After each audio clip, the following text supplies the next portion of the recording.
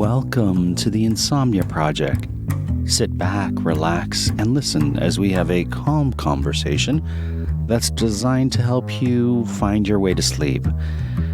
This is the only podcast that I'm aware of that is recorded by insomniacs for insomniacs, so we hope you will enjoy or get something from it. I'm your host, Marco Timpano. Here I am. I'm Amanda Barker. And Marco, I'm going to get real technical. Okay. And you asked me earlier, could I hear you? And I could, and now I can't. Okay. So I'm not sure what the change is. Oh, there we go. Okay, there you go. Things change sometimes from rehearsal to performance, right? That's right. Seasons change, as they say. Yeah. For everything, there is a season, and a season unto everything, unto Sure. heaven. Sure. Turn. Amanda, I have to correct something that we said last episode. Controversy. So I think we said we were talking about a streetcar named Desire when we should have been talking about, what's the other one? A cat on a hot tin roof. Yes. And you and I both were talking about a cat on a hot tin roof. And yet completely calling it a streetcar named Desire. So what's the guy's name in A Cat on a Hot Tin Roof then? Because I was all like, oh, I guess it's Stanley. No, it's not. Not who I was referring to. I was still referring to Big Daddy, but Big Daddy from Cat on a Hot Tin Roof, which Not of course... from the Golden Girls. No, not from the Golden Girls. I never even thought of that, Big Daddy from the Golden Girls didn't? in reference to... Yeah, I did. For some reason, I never associated the two. But I'm sure that's what it's from. That's me hitting my computer in case you heard that noise. Cooper. His name is... Remember I said it was like Kid or Mitch. I knew it was like a nickname. Okay. Brick. Brick. I was close. I said Mitch or Kit. Yeah, so there you go. Who's named Brick, really? I guess, well, Cooper, that though. guy is. Yeah. My favorite Brick, it was our friend David Snellgrove. Yes. Who performed that role in Stratford. And I'll tell you, I've seen Cat on a Hot Tin Roof in the theater a few times, which is just a random thing that's happened to me. And it would have actually been this month, exactly 10 years ago, that I saw Scarlett. Now that I think about it, I saw Scarlett Johansson on Broadway performing Maggie the Cat in Cat on a Hot Tin Roof. And how was she? She was amazing. Okay. And I have a real respect for her as a performer because of that performance. If anybody knows Scarlett, let her know that this is what we've had to say. I'm going to, Marco, I want to call something out as well. Okay, sure. This might be the episode where we just discuss random things, but Sure. As always, my voice might sound a little different to some people today, and I don't want anyone to worry. I do not have a cold. She does not have a cold. 100% I don't. I was performing on Friday, and that performance involved a fair bit of screaming. Yes. I don't know a delightful, soothing, mundane way to say it other than that. But I'm fine. That was just my acting. There you go. And I figured I would lose my voice, but it's interesting. I didn't lose it that night. I lost it more the next day. Sure. Sure. And also, adrenaline and whatnot, when you use your voice like that, it can get stressed and you feel it the next day, kind of like a muscle when you're working out. Yeah, for sure. It's a good way to look at it. We went to the museum today because we were going to go see a lovely exhibit that I thought we were going to talk about on the podcast episode. The Leonard Cohen exhibit. At the AGO, which stands for the Art Gallery of Ontario. Of which we are members. It's true. Some kind of membership. We have a membership, but not the highest membership or whatever that is. Right. That gets you into the secret restaurant.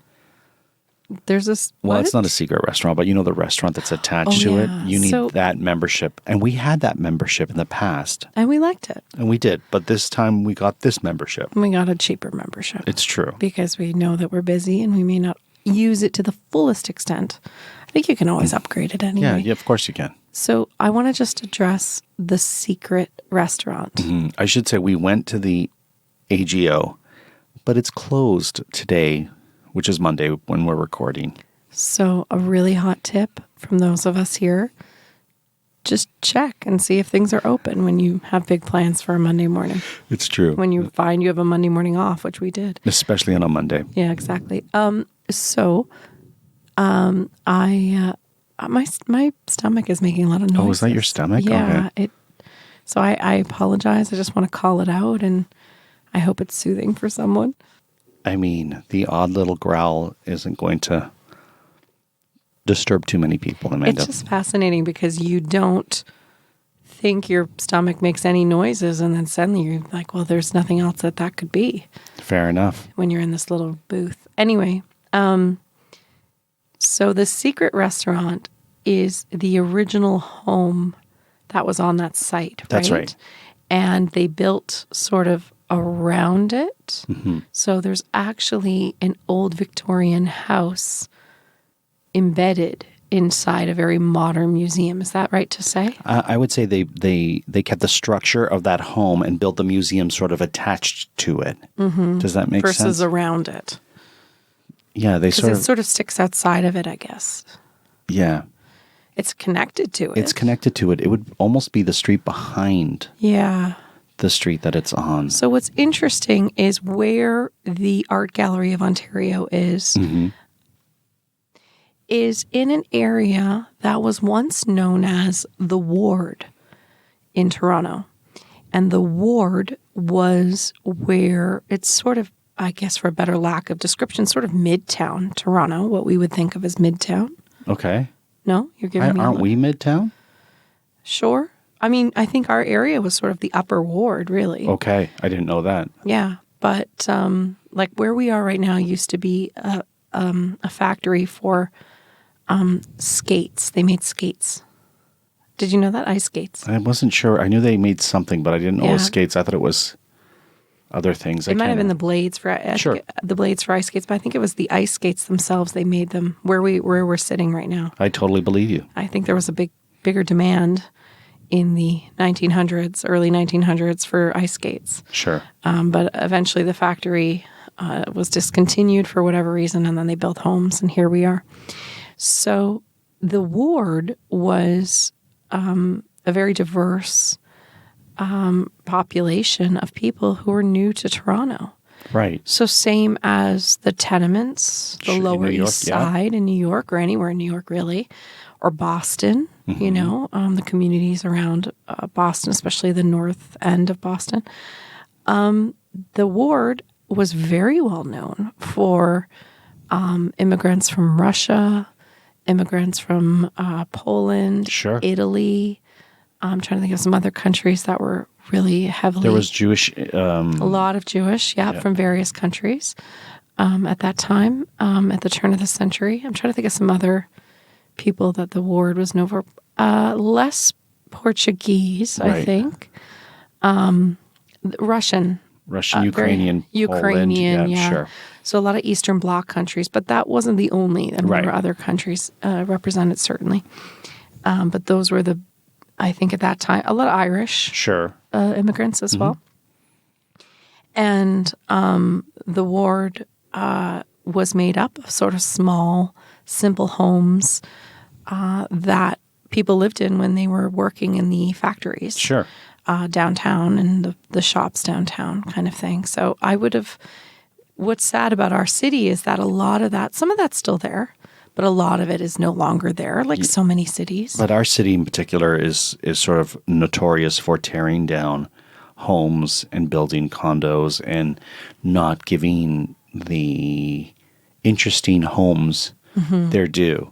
So the flip side of that is they're trying to make space for everybody. So I actually do think it comes from somewhat of a good place, or an accessible place. The bad side of that is that we do lose some of our rich history architecturally and otherwise. So that home in the AGO was one of the featured homes of the ward, I think. Certainly that area was the ward. Of course. Chinatown, I should say, there was a large influx of Asian immigrants, particularly Chinese immigrants at that time. Wow. Yeah, and it's now, the AGO is pretty much adjacent to Chinatown. So that population has remained for several decades, century at this point. if you're listening and you're one of the people that watches the television program called Murdoch Mysteries, doesn't a lot of it take place around the ward at that time, right? Yeah, So, yeah. And what's interesting is we still use the words ward. So we'll say Ward 76 Sure. or Ward. You'll hear that in Toronto. That's not a word that is used in every city. what does that mean, ward? I think it's just an area, a Just an district, area? like Okay. district. Oh, I see. It's just a old-timey word for, an area, a segmented area on a map or a district. Another part of the ward was demolished for the Eaton Centre, which is a big mall, but a landmark also of Toronto. So the Dundas area, the Yonge area, Gerrard, sort of the west of Yonge kind of area, that was the ward.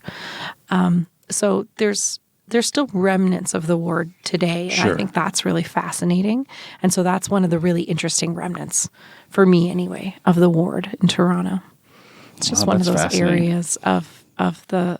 I think Toronto has a lot of rich history, but it doesn't have the pride in its history that it could have. And so it takes some time to uncover it because no one's thinking to put it front and center. So you have to go and look for it. I love when you're in a city, including our own, but when you're in a city and you see architecture from the 1920s, that Art Deco, Art Nouveau Yeah. architecture. This is one of the things I love about Los Angeles in particular, because so much of that has been kept or remain, or it happened to be a city that was going through a lot of building during that Yeah. time. So you see those, and you often see it if there's a Union Station in your town or city. That's called Union Station? Well, it would be the main station, right? The Right. main train station. Right. A lot of cities have a Union Station, and a lot of those were built around that time, and they're grandiose. And when they built them, they wanted them to look really wonderful. And so going to a train station in a Right. city is something I enjoy doing. I think we went. Did we go to the one in San Diego once? And it was so beautiful. I've never been to San Diego. Okay. So that wasn't me. Where did we go? We went to a train station that was all mosaic tiles, blue mosaic tiles. Do Well, you I know remember? there's one in Nashville. No, this was in California. Blue mosaic tiles. Oh, no. Santa Cruz. I don't know. Santa Cruz. Was it Nashville? I just remember that it had blue mosaic tiles. I think it was do you want me to look up the train station in Nashville? Yeah, I look can. it up and see, and then look up San Diego, because maybe it was in San Diego. I've never been to San Diego. San Diego's beautiful. Where were you and who did you go to San Diego with? Did I go with Mark? I don't feel know. like I went with Mark. I feel like I was there for work. Okay. Although, now I don't even remember if I've been to San Diego. So, San Diego's south of Los Angeles. It is, apparently. Yes. And I don't think I've actually ever been. I have been to San Diego. Anyways, regardless, look up the train station in San Diego and see if it's beautiful. But I love going to train stations, even though I'm not one of these people who is really into trains. There's people who love to look at trains or have train sets, or, we Yeah. talked about train sets around the Christmas tree. Yeah, I think that's Nashville.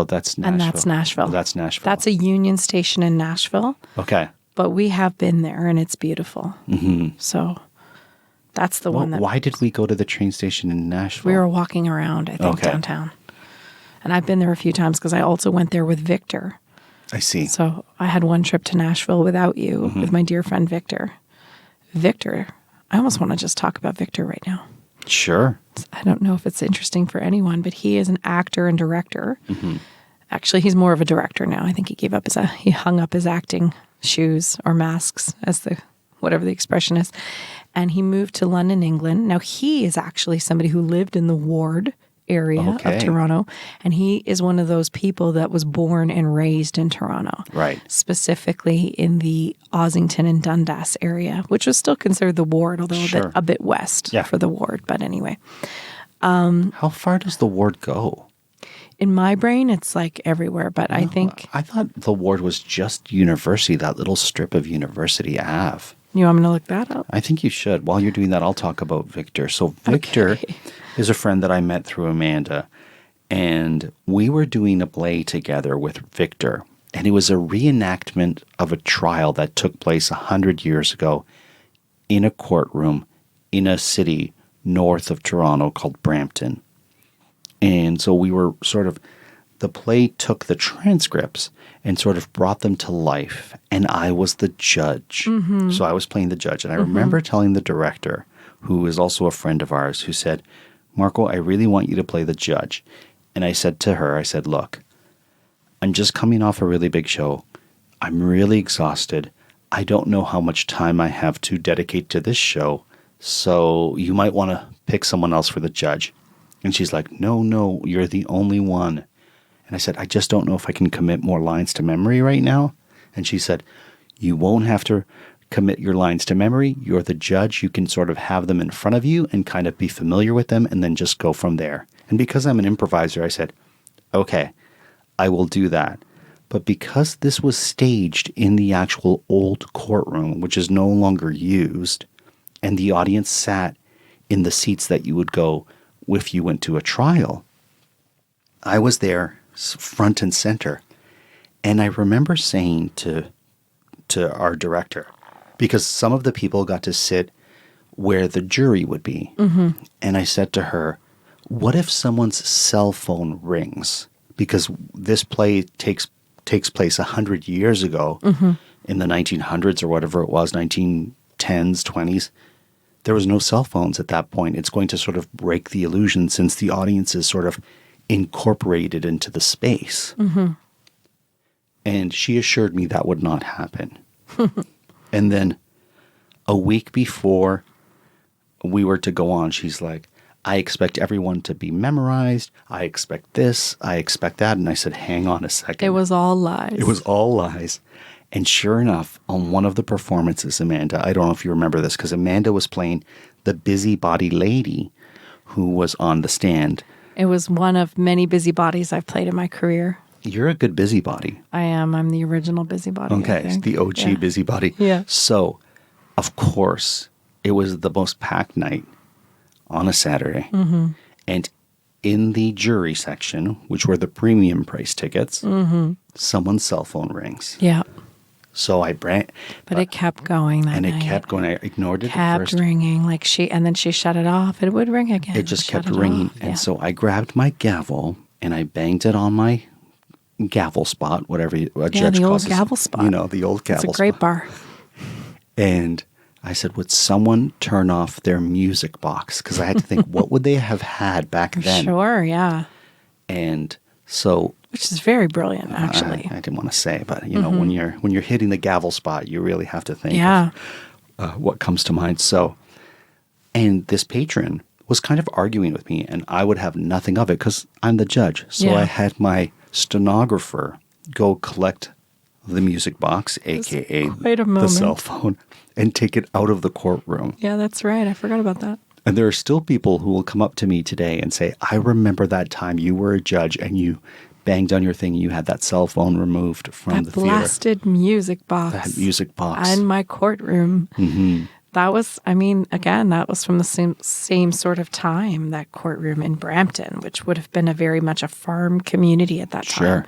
And Victor played the crown attorney, if I'm not mistaken. I forgot we were talking about Victor. Yeah, so he played the crown attorney. And he had even more lines than you. It was ridiculous. So many lines. And I feel like... It was a big ask, friends. Yeah. We love our dear friend who directed this, but she made some pretty big asks. She masked it. Yeah, she did. She masked it, and it's not that much work. And then... Easy peasy. You can have it in front of you, except for you can't have it in front of you. Exactly. So, yeah. And Victor, being the great actor that he is / was... Yeah. tried to be memorized in that week, and I said I wasn't going to do it. And he also was he did it as a favor to her, and if I remember correctly, Victor, I just feel like talking about Victor right now. He used to manage film festivals. Right, all over the world. All over the world, and he was managing a film festival in Toronto at the time. He would manage the box office, specifically of the film festival. And you've been on trips with Victor. He's a lovely man to travel with. I've traveled to Nashville with him, as I said. I've also traveled to Lisbon with him. Those are two places. Is Lisbon nice? We never talked about Lisbon on the air. I really want to go to Lisbon. I want to go to Portugal. Lisbon is nice. I'd like to go back, and I'd like to go to Porto because I've heard that is even nicer. Lisbon was lovely because I went for like 3 days, 4 days maybe, and it was a lovely city to do that in.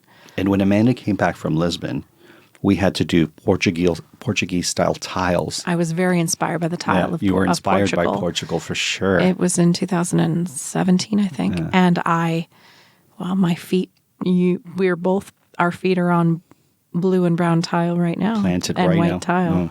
Because I was so inspired by the beautiful tiles of Portugal. And you brought back beautiful coasters with that style, if I'm not mistaken, from Portugal. I did. Yeah. I think. Yeah. They're the blue and white ones we have over there. Are those from Portugal? I believe so. Is that where? No, I think those are from Turkey. Or Portugal. I think we got those in Istanbul. Okay. Well, coasters. Which is nowhere close. But do people still use coasters? We do. Are coasters a good gift? When you can't think of question. When you can't think of something to purchase for someone, are coasters the go-to gift? I think coasters are a wonderful gift. What about those jade rollers for your face? Not for me, not a wonderful gift. Okay, because you've received at least one of those. A few jade rollers. Everyone wants my face rolled. I guess so. For the record, I did not buy her a jade roller. Yet. Yet. What anniversary is jade? Don't know, but is it coming up? We think we're on lace. We have an anniversary in a few weeks, and it's lace, and neither one of us has any. Look up what anniversary jade is, because I bet it's really high up there. Like, I'm going to say 21. I feel like I'm your secretary today, or your assistant. I have the ward up. So okay. Oh, yeah, you were going to tell us about. I know. Amanda has both phones right now, so that's why I'm asking her to look things up. So it looks to me that the ward, it's hard because I wrote 1920s. Oh my goodness, there's things I did not know were in here. That's interesting. So a lot of these streets, I mean, they've changed the streets since then. Changed the names or changed the actual streets? The names of the streets see. and the streets. I'm curious to know what the names were before. Well, I'm in a place called, Bellwoods Park. So the ward goes from Arthur Street, again, yes. I don't know. Arthur Street, yeah. Is it a thing? Yeah, sure it is. Sort of that area of Bellwoods, a little west of Bellwoods. Okay. So that isn't too far from Ossington, No, it's not actually. All the way over to, it's taking me, to like City Hall, Victoria Street. Oh, to Victoria. Okay, so past that's Yonge a little bit. That's quite a ways. Yeah, it is. And then in terms of how far north, Victoria Street is where I go to get my passport renewed. just above St. Patrick is where. So that's, Yeah. all the way down to front, apparently. Nothing to snark at, that's for sure. No, not at all. And then other maps are telling me even more than that. So I'm not sure. I think it depended on what, because the ward was sort of really well known at the turn of the century up until I think the 1930s and 40s. But I wanted to talk about what Victor's doing now. I don't know if you've seen this. No, I haven't. Victor is directing, because as I said, he's a director. Yes. He is directing murder mysteries on the Cunard Line's ocean steamers. Oh, this is amazing. Yeah. And now you and I have worked on cruise ships. We have. But this is actually what he's doing are the old English fleet. I guess they could be considered cruise ships, but they're much more like old-timey.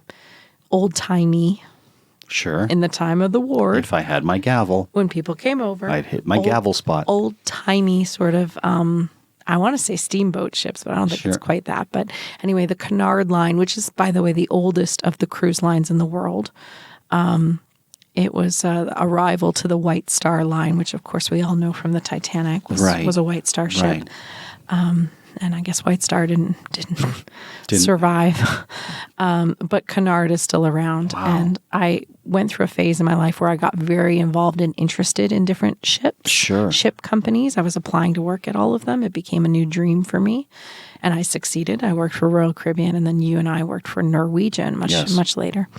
But anyway, he's working for the Cunard Line. This is amazing. Yeah, and he's traveling to India, Dubai. Wow. Yeah, as the director. That's so great. On the ship, yeah. And they do this, and it's all in the style of 1920s. Oh, my goodness. I mean, I would like to just be there just to enjoy it. What a wonderful thing to do on a ship I or know. on a cruise of some sort where it's like you can participate and still be entertained. Yeah. Much like the woman who had her cell phone during the performance. exactly it. Was You'd have to- participating when she shouldn't have been. Perhaps he's telling his cast The story that that we just exact told. story Isn't that since he was in that interactive experience with you. Well, wherever you are, Victor, we send you, of course, our biggest, warmest hug and love. I miss him. You know where else we went with him? You remember we went to Stonehenge with him. Oh, we did. Yeah, we because did. we went to England about 6-7 years ago, and he lives there, so he journeyed around England with us. Had a great time. Yeah, and we had a great time at Stonehenge. I love England. I have to say, It's funny, Amanda. Like I always say, I love Victor. I love anywhere I go. I fall in love with that place. So, listeners, when you hear me talk about places we've been, I'm always going to say I love that place. There's very few places I've ever been where I haven't had a wonderful time in some capacity. That's interesting. I can think of one city that you did not have a good time. Okay, well, we won't talk. I won't name it. Can you think of any city that I didn't enjoy? I know that you when we went to Bermuda, you weren't too happy. What? With me. I think you were always mean to me in Bermuda. Was it Bermuda where you were mean to me? What is the story? This is a story for another time. I was not always mean to you. I think that was a joke. That was we a running had. joke. Yeah. I like Bermuda a lot, though. I love Bermuda too. Bermuda's amazing. Bermuda- Bermuda's so special because it's sort of out there on its own, which is always exciting to me. I love an island. Here's one of the lovely things that I'll always remember about Bermuda. We had a fish soup. It was kind of like a stewy fish soup. Yeah. And they put a shot of dark rum into the They soup. did. It was a chowder. It was a chowder. It was a stewy chowder. But like a red chowder. Yeah, not a white New England chowder, but a Bermudian chowder. It was fantastic, and they added the rum, and it was fantastic. Do you know something about Bermuda? The sand is pink. It was the original setting for The Tempest. There you go. Shakespeare had heard about Bermuda, reports about Bermuda, and was very enchanted by them, and so he wrote The Tempest sort of as an idea behind it. He called it the still vexed Bermuths. That's how we know Bermuth for Bermuda. Oh, yeah. that's awesome. Well, there you go. Well, thank you for taking this journey with us. The museum may have been closed, but we brought a lot today. Until next time, we hope you were able to listen and sleep.